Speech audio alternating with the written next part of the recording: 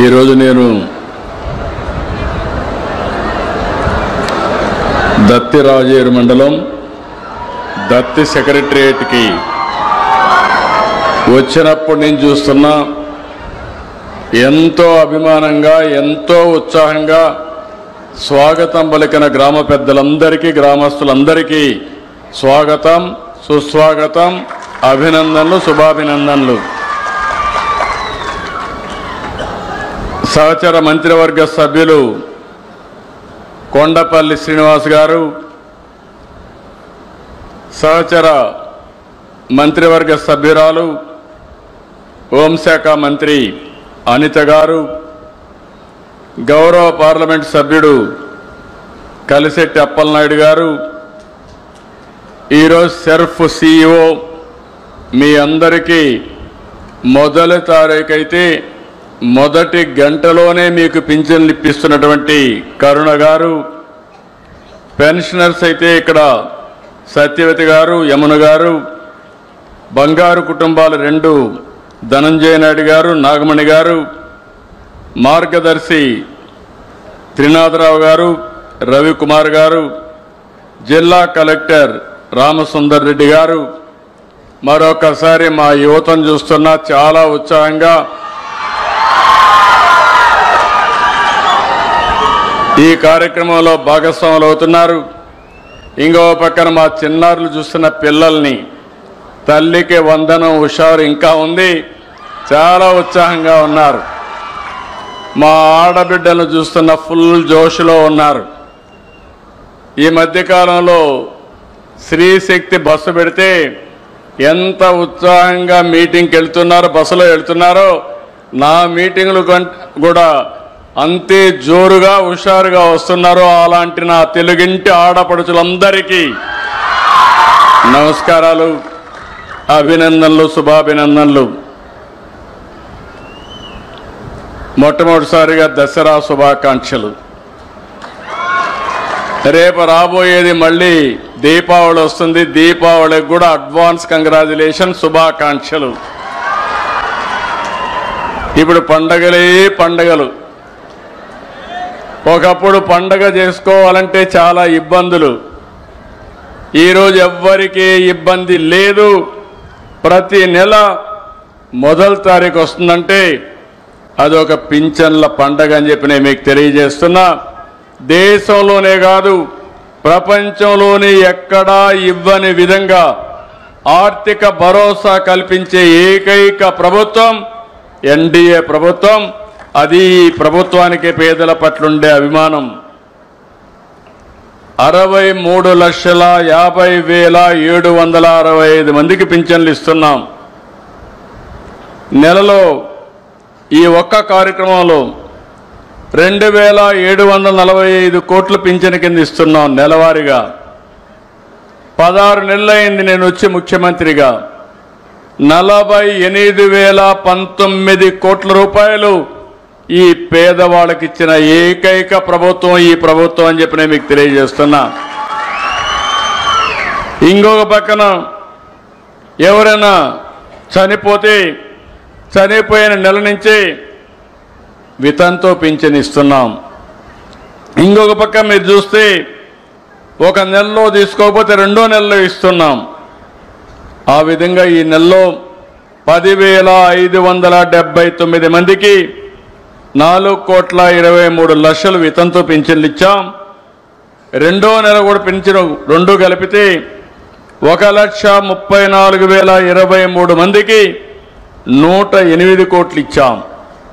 2 నెలలు తీసుకోకపోతే 3వ నెలలో 11,545 మందికి 14 కోట్లు ఇచ్చాం.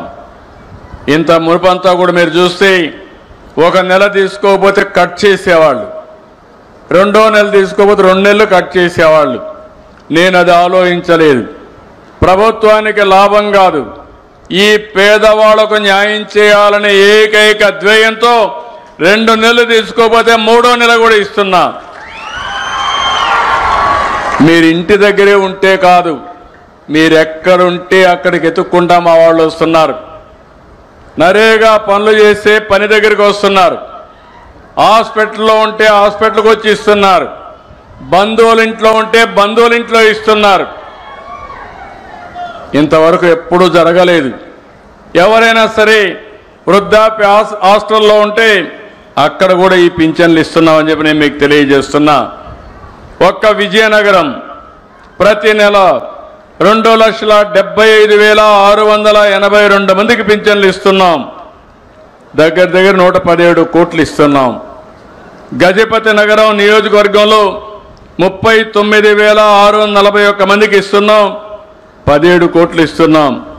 మీ దత్తి గ్రామంలో 706 మందికి నెలవారీగా 29 లక్షల రూపాయలు మీకు ఇస్తున్నాం. మీ ఆదాయం వ్యవసాయం కంటే పింఛన్లోనే ఎక్కువ ఆదాయం వస్తూ ఉంది. ప్రతి ఒక్క ఇల్లు కూడా కవర్ చేసే పరిస్థితికి వచ్చాం. ఇక్కడ మీరు చూస్తే నేను ఆ రోజు పింఛన్లు పెంచాను. పింఛన్లు ప్రారంభించిందే తెలుగుదేశం. మీరు ఒక్కసారి చరిత్ర గుర్తుపెట్టుకోవాలి. నందమూరి తారక రామారావు గారు 85లో 30 రూపాయలతో ప్రారంభించిన పింఛన్ ఇది. నేను 95లో ముఖ్యమంత్రి అయినప్పుడు 75 రూపాయలు చేశా. మళ్ళీ 2014లో ముఖ్యమంత్రి అయినప్పుడు 1000 రూపాయలు చేసి 2000 చేశా. 200ని 2000 అంటే దగ్గర 10 రెట్లు పెంచిన ఏకైక ప్రభుత్వం ఆ రోజు తెలుగుదేశం ప్రభుత్వం. ఆ తర్వాత మీరు చూస్తే మొన్న నేను వచ్చిన తర్వాత 24 ఏప్రిల్ నుంచే పెంచుతానని చెప్పాను. మీరు ఓట్లేసి జూన్లో వేశారు. పింఛను ఏప్రిల్ నుంచే మీకు ఇచ్చామంటే ఈ పేదవాళ్ళ పట్ల ఈ ప్రభుత్వానికి ఉండే అభిమానం అని చెప్పి మరొకసారి మీ అందరికీ విజ్ఞప్తి చేస్తున్నా. ఈరోజు భారతదేశంలో చాలా రాష్ట్రాలు ఉన్నాయి.